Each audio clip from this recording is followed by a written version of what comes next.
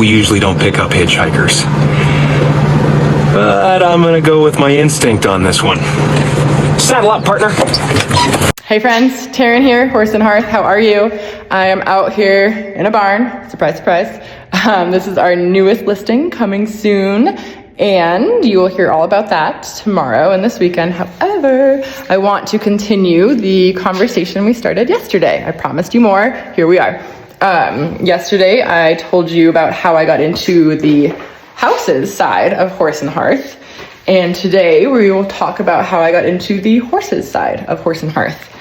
I was literally born with a bug. If you're a horse person, you know what I mean. You've been bitten by an obsession that will not leave you alone. Horse was my first word. Probably more realistically, Haas was actually the first word. My poor parents, I just wouldn't shut up about it. And eventually they put me into riding lessons when I was like probably 5. Eventually we moved to New Hampshire, and that's where it really took off. I became a working student. I basically wouldn't leave until they handed me a pitchfork and put me to work.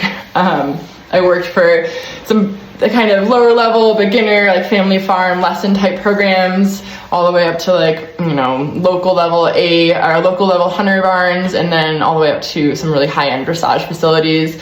I eventually, because of that crazy work ethic, I connected with a family who was running a European sport horse, a warm blood breeding operation up and down the East Coast, multiple different farms. I basically just worked so hard that I was able to, I was afforded these opportunities because I did not come from money in any way, shape, or form. My mom was a single mom. My sister had childhood cancer, so funds were tight, to say the least, but I was a hard worker and a pretty decent rider after all of it. And I found, so I knew that I was like so invested in the equine industry, but I didn't know what I wanted to do until I was in 8th grade, or when I was in 8th grade, literally 8th grade, I found this barn. I found a college with an equine business degree. I took one look at the barn and I said, that's where I'm going. That's where I went. That's the only place I applied. It's the only place I ever considered. And luckily it was actually an equine business degree program, not an equine science degree. So I kind of started that love of equine business at that point versus just the science side of the horse business, which is more often what you do if you're going to go to like vet school, and that really wasn't up my alley. I figured I'd probably be a trainer or a barn manager, something like that.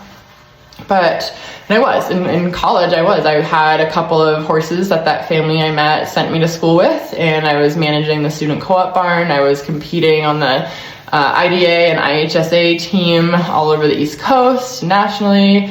And after college, I came out here with my college roommate, Becky. Hey girl, if you're watching this, miss you.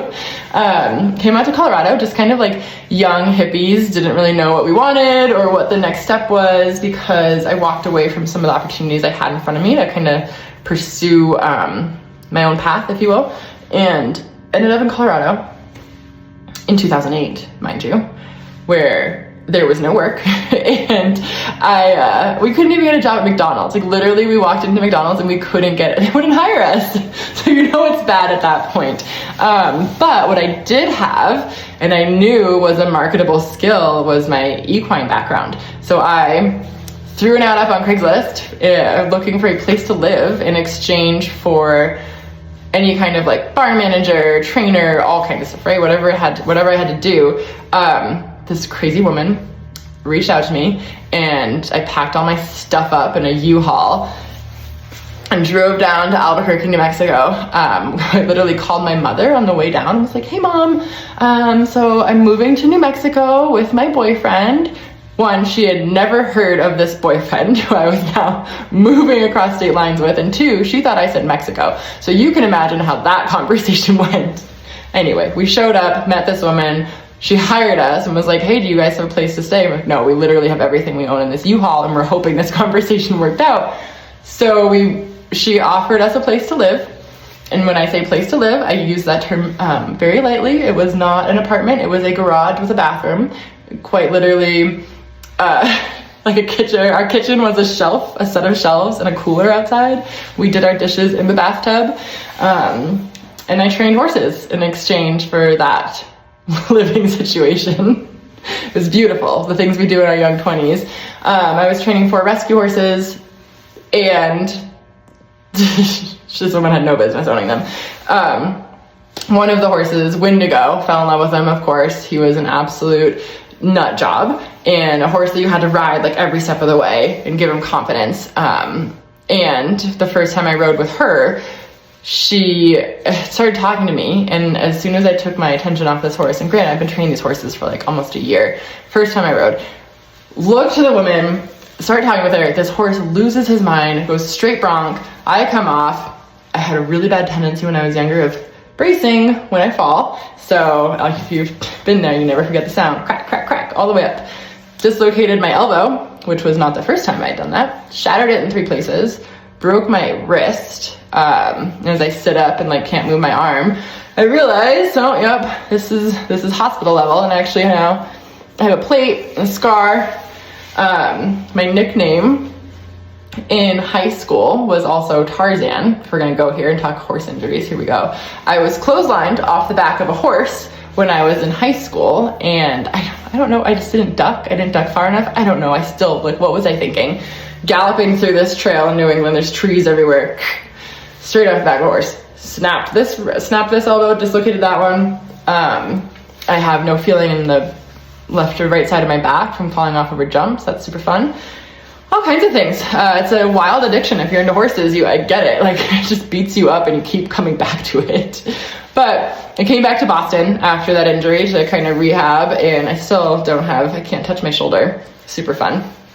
Those injuries actually come back around to help my real estate career. Don't you worry, I'll get there. And as you know, yesterday I told you all about what happened after I moved back to Boston. I moved to Maine, I met a guy, blah, blah, blah, didn't work out. I got into real estate. And I knew I wanted to come back to Colorado though. So I got that real estate license, had a couple years of real estate sales in Boston, then came back out here. And when I came back out here, I decided to take a couple of months, which turned into a couple of years off, and enjoy being back in Colorado because I had wanted to come back for so long. And yet again, found myself on Craigslist. I should probably stay off that website. And realized how cheap horses were out here. So I was 25 at the time, 26. I had never had my own horse up until that point. I, came from nothing. My mom was a single mom, childhood cancer. We didn't have pardon my French. And horses were like $500. So I bought 3 of them, clearly.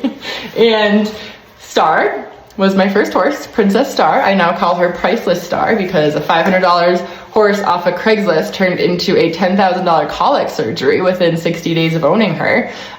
Turns out she has a tendency to colic when she moves barns, which I've now discovered and managed quite much better than that first situation. But she's now priceless and I will have her forever. She's 25 now. And I still have 3 horses right now. I currently have 3, but I started with 3 and then found myself on a Facebook page for feedlot horses. And if you know anything about this, you know where I'm going. I will not get into that rant because that's a whole other ball game in a video, 8 minutes on its own. But I started a rescue.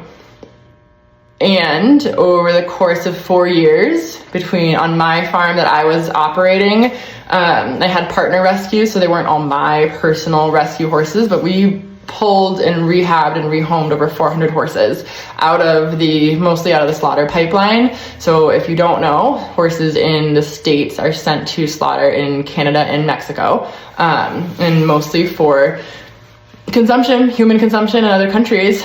Gross, yep, especially because we don't detox our horses. Anyway, another rant for another day. So I started a rescue and we saved a ton of horses, right? I was killing myself. I had a 60-acre farm and a 60-acre pasture, and I had 25 volunteers. I had 5 ranch hands. As full-time, I had to take time off of real estate, which I never intended doing. And I realized that we could save all of these horses and it still wouldn't matter. On a large scale, it still didn't matter.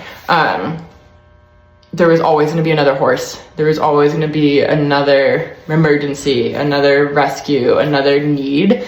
And I think my my heart has always been in helping and really trying to help this industry. That's why I started Rescue. I came out here and was like, man, this is kind of chaos. Somebody needs to help. And I was like, I can do it. Yeah, 4 years later, I was like, I am not actually making a difference in this industry, and I need to get back into real estate, because I learned I admitted that what really matters and what really actually makes a difference is when you can actually put some funds into some things, and when you can do it on a large scale, because the issues we face in this industry as a whole are not solved by rescuing a horse here and there. You know, it's something like the urban sprawl that we all feel, the inflation, the loss of these training and boarding facilities that is kind of rampant right now. You don't solve these problems on a day-to-day, like one-to-one basis. And I will stop there, because I will talk tomorrow more about what we are doing. And I might just actually let you guys know what we've been counting down to. So anyway, I'm gonna get back to cleaning and staging this new listing. Oh wait, before we go, look at how adorable this little saddle is. Super cute, I love it. Anyway, I will talk to you guys tomorrow. Hope you have a great night.